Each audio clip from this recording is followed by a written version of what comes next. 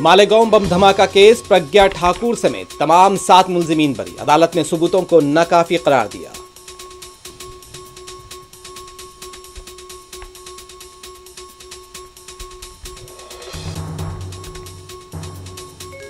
मालेगांव बम धमाके के कसूरवारों को सजा मिलनी चाहिए, अखिलेश यादव को बयान। कहा, अमेरिकी टैरिफ से अवामी तवज्जो हटाने के लिए यह खबर सामने आई।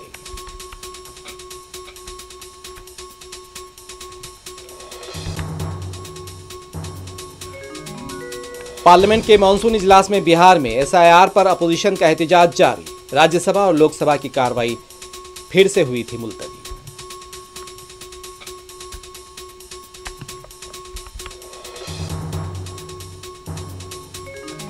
ट्रंप के ऐलान टैरिफ का असर शेयर बाजार पर। मुंह के बल गिरा सेंसेक्स और निफ्टी। एक्सचेंज की टॉप 30 में से 26 कंपनियों के शेयर में जबरदस्त गिरावट।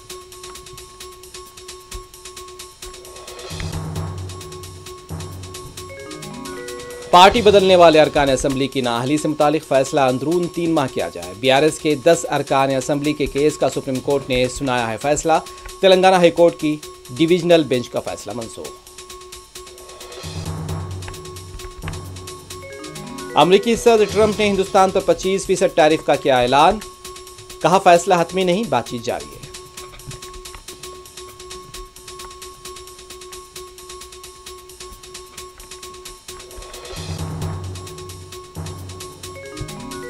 गजा पर इजरायल के हमले जारी। ताज़ा हमलों में 91 निहत्ते फलस्तीनी शहीद। शोहदा में इमदाद के मुंतजिर 71 फलस्तीनी भी शामिल।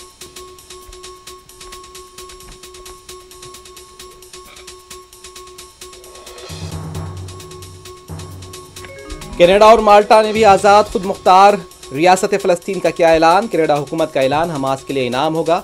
इजराइल और अमेरिका ने कनाडा के मौक़िफ़ को किया मुस्तरद।